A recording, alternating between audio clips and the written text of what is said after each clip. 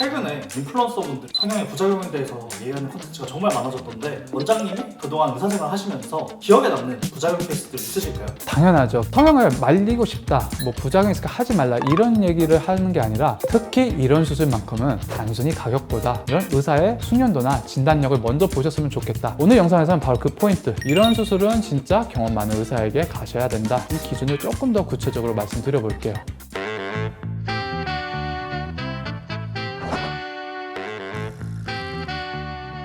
안녕하세요. 아름다움의 진심인 남자 성형천재 윤태경입니다. 안녕하세요 원장님. 최근에 인플루언서분들 성형의 부작용에 대해서 얘기하는 콘텐츠가 정말 많아졌던데 원장님이 그동안 의사생활 하시면서 기억에 남는 부작용 케이스들 있으실까요? 네, 어쨌든 저희 병원이 재수술도 많이 하는 병원이다 보니까 부작용 때문에 찾아오신 분들도 종종 있는데요. 특정 병원이나 수술을 공격하려는 목적이 아니고 제가 봤던 케이스들을 오랜 성형외과 의사 경험을 토대로 말씀을 드리면서 이 수술은 어떤 점에서 조심해야 되다든지 신중히 생각해야 된다, 이런 얘기를 좀 전해드리고 싶어서 오늘 자리를 가져보게 됐어요.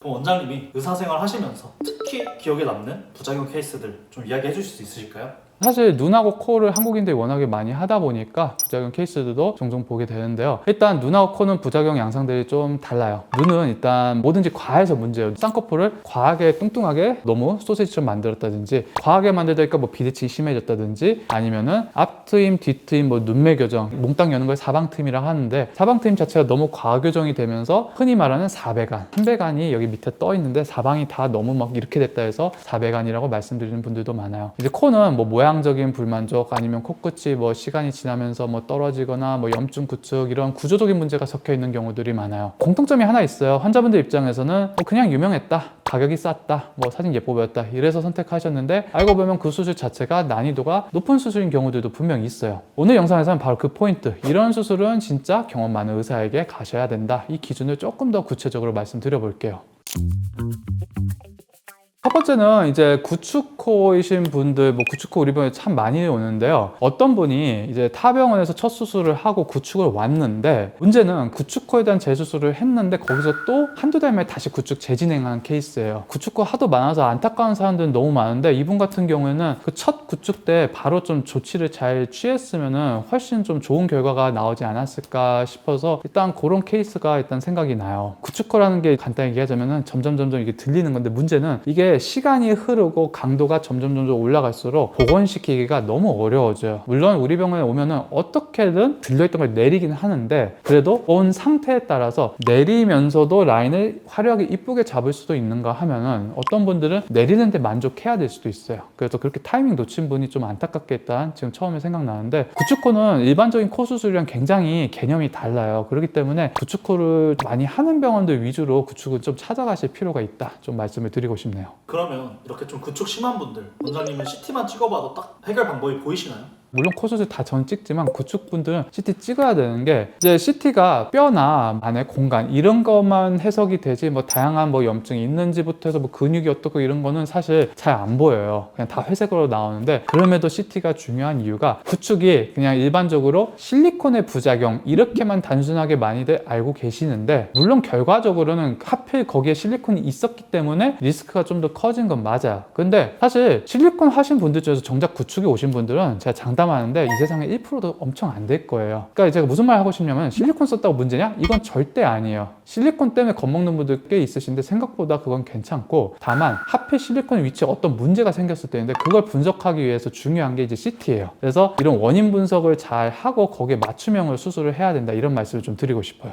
두 번째는 코 수술을 했는데 이제 휜 코로 와가지고 재수술 알아보시는 분들 중에 저도 참 답답한 경우들이 많은 게, 생각보다 많은 분들이 휜 코의 원인이 비중격이 굉장히 부실해져 있어요. 이게 왜 부실해져 있냐면은, 일단 이거는 재수술 플랜도 물론 잘 세워야 되는데 첫 수술부터 사실 잘 돼야 돼요. 우리가 CT를 찍는 이유가 CT에서 받아들일 수 있는 정보들이 많은데 그 중 하나가 이분의 비중격이 얼마나 충분한지예요. 많은 분들이 오해하고 계시는 게, 첫 수술은 무조건 본인 비중격이나 귀연골로만 해야 된다. 어제 상담 오셔서도 제가 늑연골 권한 분들이 두 분이 있었어요. 근데 두 분 다 똑같이 얘기하는 게, 첫 수술은 늑연골 쓰면 안 되는 거라고 자기는 들었다 라고 말씀을 하였어요. 그래서 제가 CT 보여줬어요. 저한테 상담 오신 분들 알겠지만은 일반인들도 이해하기 쉽게 CT에서 자로 다 그려서 그 디자인 할 수 있는 그 자가 있거든요. 그 눈금으로 다 보여드려요. 이렇게 남겨야 되고, 그러면 남는 게 비중이 요만큼이고 우리가 만들 코끝의 높이는 여기기 때문에 이만큼 필요하겠죠? 상담 오시면 다들 이해 되게 쉽게 잘 하세요. 그러면은 일반인이 봐도 부족해요. 그런 분들이 이제 비중격으로 억지로 수술하게 되니까 비중격을 과하게 떼게 돼요. 과하게 떼니까 이제 처음에는 어떻게든 올려졌는데 시간이 지나면서 휘거나 처지거나 해요. 비중격을 지나치게 많이 뗀 분들은 재수술도 사실 문제예요. 이 비중격이라는 게 기본적으로 가장 앞쪽에 10mm, 어떤 분들은 11mm, 어떤 원장님들은 12mm 이렇게 남기고 수술을 해요. 이유가 코 수술이라는 거는 내 비중격의 축을 기초로 해서 기둥을 쌓아 올리는 게 기본 원리예요. 그러니까 바닥이 충분해야 되는데 애초에 바닥이 없어져 버리니까 재수술 때도 굉장히 난감해요. 그래서 그런 분들이 이제 자간학을 이용해서 뭐 비중격 재건수도 해야 되고 일이 좀 어쨌든 커지는데, 그렇게 했을 때도 본인의 축 자체는 약하기 때문에 축이 문제가 없었던 분들에 비해서 절대 많이 못 올리고 휜 게 100% 잡을 수는 없어요. 그럼 원장님,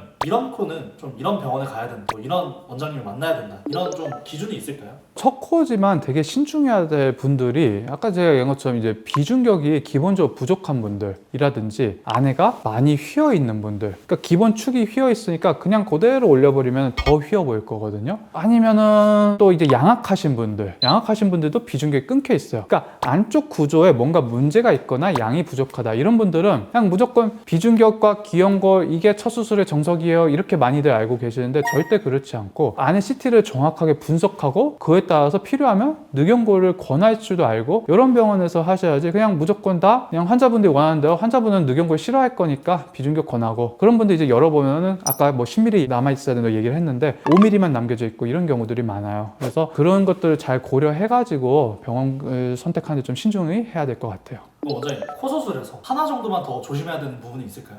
물론 뭐 그거 말고도 많긴 한데, 일단 콧볼 축소 얘기하고 싶어요. 콧볼 축소가 너무 간단한 수술로 사람들이 사실 알고 있다 보니까 그냥 비용 싼 데 가고 그런 경우들이 참 많은데, 콧볼 축소 가장 흔하게 부작용 도는 게 다 그거예요. 콧구멍 모양이 이렇게 찝혀버렸다, 이런 경우 엄청 많은데, 이거는 디자인하기 나름이에요. 그냥 교과서에 있는 방법대로만 수술을 하면은 어떤 분들은 이렇게 될 구조가 있어요. 그래서 환자분들 콧볼 구조에 따라서 디자인을 좀 다르게 해야지 많이 축소함에도 불구하고 오히려 더 자연스럽게 모양이 되는 분들이 있어요. 그럼 그 디자인 어떻게 하느냐? 그건 사실 아직 교과서나 논문에도 없는 거라서 그거는 오늘 말씀드리기 좀 그럴 것 같고, 상담 때 자세하게 안내해 드릴게요. 그래서 제가 예전에도 콧볼 축소 이 유튜브 컨텐츠에서 한번 잠깐 얘기했는데, 사실 저는 오히려 콧볼 축소할 때 디자인을 어마어마하게 시간 많이 들여요. 그만큼 콧볼 축소는 쉬운 수술, 간단한 수술 이렇게 생각하시면 절대 안 되고, 오히려 디자인적으로 굉장히 중요한 수술이니까 이것도 잘 신중하게 병원 고르시는 거를 추천드리고 싶어요. 원장님, 사실 눈 수술이 모든 병원에서 하다 보니까 뭐 어디나 비슷하겠지, 저렴한 데서 하면 되겠지, 이런 분들이 또 있을 것 같은데, 원장님이 봤을 때 좀 신중해야 되는 눈 수술 어떤 게 있을까요? 사실 이 눈이라는 게 눈 뜨고 감고 하는 기능도 있고, 이 인상에서 첫 번째로 딱 와닿는 위치다 보니까 모든 게 중요하긴 한데, 일단은 앞트임, 뒤트임 이런 것들을 얘기하고 싶어요. 왜냐면은 이 트임이라는 거는 살을 한번 잘라서 버려버리는 거기 때문에 돌이키기가 어려워요. 그래서 재건 수술 뭐 이런 것만 위험한 게 아니라, 어떻게 보면 비록 첫 수술이지만 한번 뭘 진행하면 돌이킬 수 없는 것들이 정말 중요한 수술이라고 생각해요. 그래서 단순히 이런 트임들은 눈을 좀만 더 키워주세요 이런 수준이 아니고, 눈 안쪽, 바깥쪽 이런 피부 점막 인대 구조들을 건드리는 수술이기 때문에 한번 건드려 놓게 너무 과하게 됐다 이러면은 이제 물론 보건 수술이 있긴 한데, 보건 수술이 그렇게 원상 복원되겠지 이런 개념이 아니에요. 그래서 이런 수술들은 굉장히 신중해야 되고, 과하게 됐을 경우에는 너무 여기 눈 앞머리가 시뻘겋게 징그러 보인다든지 앞트임 흉터가 굉장히 안 보인다든지 이런 경우들이 생길 수 있어요. 또 요즘 눈 관련해서 안전 이슈로 사실 환자들한테 더 많이 이슈가 되는 건 눈매 교정인 것 같아요. 상담할 때도 눈매 교정 얘기하면 좀 걱정하고 우려를 하시는 환자분들도 많은데, 눈매 교정 일단 간단히 얘기하자면 눈동자를 좀 더 키우는 거예요. 그러니까 졸린 눈을 좀 더 또렷하게 만드는 건데, 적당히 하면 아주 좋은 수술이에요. 인상이 확 바뀌기 때문에 아주 좋은 수술이기 때문에 너무 겁내기만 하는 것도 사실 너무 안타깝게 생각해요. 부작용이 그렇게 잘 일어나는 수술도 아니에요. 다만 과교정을 했을 때 이제 항상 문제인 거예요. 과교정을 하게 되면은 너무 확 뜨니까 눈 흰자가 너무 보여서 좀 인상이 세 보일 수도 있고, 어떤 분들은 이게 부드럽게 곡선이 되지 않고 이렇게 약간 삼각형처럼 보이는 눈들이 있어요. 그래서 과교정 같은 경우에는 이런 재교정을 해서라도 내려야 되는 경우도 있을 수가 있기 때문에 분명 조심해야 되고 우려해야 될 부작용인 거는 맞기는 한데, 적당하게 경험 많은 원장님께서 잘 하면은 웬만하면 그런 부작용은 잘 발생하진 않아서 너무 걱정하시는 게 좀 안타까운 것 같아요. 그 원장님, 제가 또 하나 궁금한 게 있는데 네. 최근에 뭐 눈밑지방 재배치 했다가 사시가 된 분들, 이런 분들 있던데 눈밑지는 안전한가요? 제가 이 얘기를 한 100번도 넘게 들은 것 같아요. 왜냐면은 뭐 아시다시피 저희 병원 눈밑지방 재배치 상담 수술에 아주 많이 오시는데, 그때 이후로 상담 시간도 참 2배로 넘게 길어졌는데, 결론부터 말하자면은 물론 모든 뭐 미용 수술뿐만 아니라 뭐 배수술, 여자들 뭐 산부인과 뭐 제왕절개 수술, 모든 수술한 게 합병증 부작용이 없는 수술은 없어요. 다만 리스크가 그렇게 대단히 높거나 거의 희박한 수술들이 있는데, 눈밑지의 그런 사시가 그런 대표적인 거예요. 어쨌든 중요한 거는 이런 사시라든지 그런 근육을 건들려면은 이 눈밑 지방의 구조에서 뭔가 뒤쪽을 건드렸을 때 생기는 문제예요. 원장님과 조금 차이는 있을 수도 있는데, 기본적인 원리는 이제 눈의 앞쪽 경계에서 진행되는 수술인 거고, 저는 특히나 뒤쪽을 넘어가지 않기 때문에 이 사시에 대한 우려는 좀 너무 없었으면 좋겠어요. 그래서 환자분들한테 이제 상담 때 이제 그런 눈 그 해부학 도안을 보여드리면서 사시가 생기는 근육은 뒤쪽 문제이고, 우리가 수술하는 영역은 이거 앞쪽이다, 저는 이 앞쪽에서만 논다 설명을 드리면 이제 환자분들이 다 안심하고 이제 수술 예약을 하는데, 그래서 아직까지도 이런 걱정 많이 하시는 분들 분명 많을 거예요. 요즘에는 이제 제가 분명 걱정할까봐 미리 제가 먼저 그 얘기하면은 사실 그것도 조금 걱정은 돼요 라고 많이들 말씀하신 거니까 모든 사람들이 다 알고 있는 거긴 한데, 방금 제가 말씀드린 그런 해부학적인 이유 때문에 지나친 걱정은 좀 안 하셨으면 좋겠어요.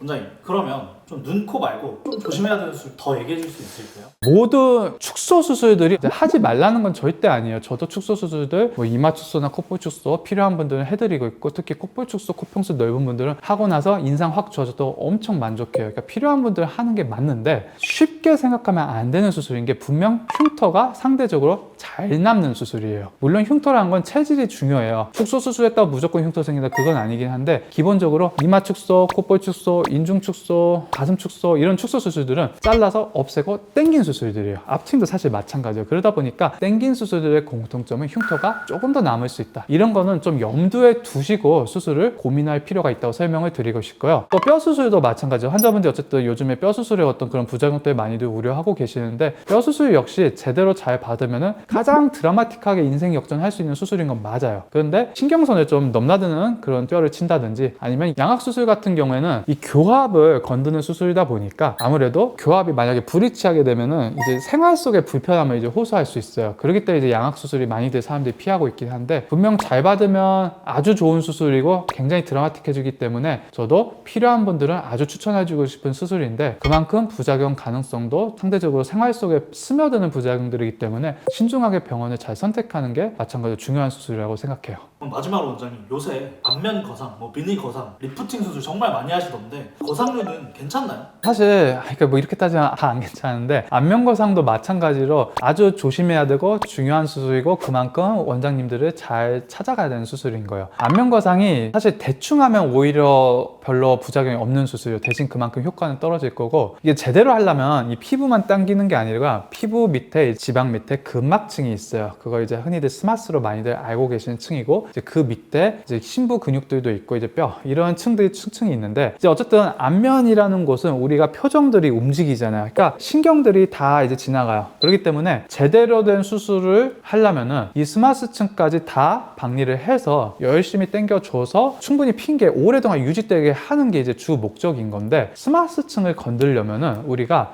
신경선들을 잘 고려해서 수술을 해야 돼요. 그래서 스마스까지 건드는 근본적으로 하시는 안면거상 원장님들은 다 그걸 고려해서 잘 하세요. 근데 그만큼 수술 시간이 긴 이유도 그걸 조심하면서 하기 때문이고, 어쨌든 이런 부작용의 가능성이 분명 있는 수술이고, 잘 된 수술도 그런 어떤 신경저하 기능이 일시적으로 있는 분들도 분명 생기는 수술인 건 맞아요. 그래서 큰맘 먹고 회복 기간이 최악의 경우에는 한두 달 이상 걸릴 수도 있다, 길게는 6개월, 1년 걸릴 수도 있다, 이런 거를 어느 정도 염두에 두고 수술하셨을 때 설령 그런 일시적인 부작용이 나타나더라도 당황하지 않고 충분히 인내심을 갖고 기다리실 수 있을 거예요. 그냥 기다리고 나면 분명 만족해 하실 건데, 이제 문제는 그냥 실리프팅처럼 그냥 리프팅 이렇게 간단한 마음으로 가지시게 되면은 생각보다 또 당황할 수 있는 게 안면거상이다, 이런 말씀을 좀 드리고 싶어요.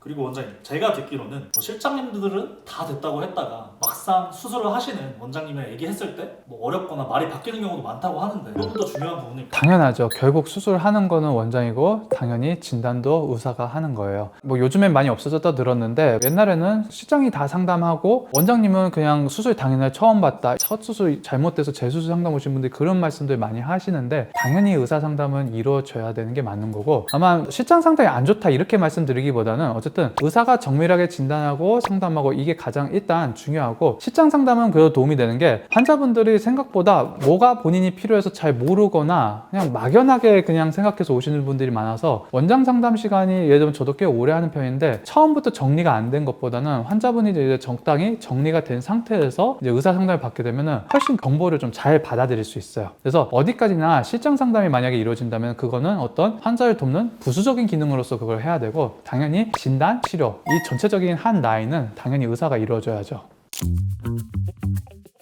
사실 원장님 오늘 얘기를 들어봤을 때 아무한테나 하면 안 되는 수술들이 확실히 있는 것 같습니다, 원장님. 네, 맞아요. 오늘 말씀드린 수술들은 처음 설계, 첫 수술, 그리고 재건까지 모두 경험이 차이가 나는 수술들이에요. 성형을 말리고 싶다, 뭐 부작용이 있으니까 하지 말라 이런 얘기를 하는 게 아니라 특히 이런 수술만큼은 단순히 가격보다 이런 의사의 숙련도나 진단력을 먼저 보셨으면 좋겠다. 이 말씀을 꼭 드리고 싶어요. 그리고 어떤 수술이든 신중히 한 번만 더 점검해 보신다면 부작용 때문에 고생하시거나 일시적인 조금 고생을 겪더라도 어떤 마음속의 고통은 훨씬 줄어들 거라 생각을 해요. 오늘 영상이 도움이 되셨다면 좋아요와 구독 부탁드리겠고요. 이상 아름다움의 진심인 남자 성형천재 윤태경이었습니다. 감사합니다.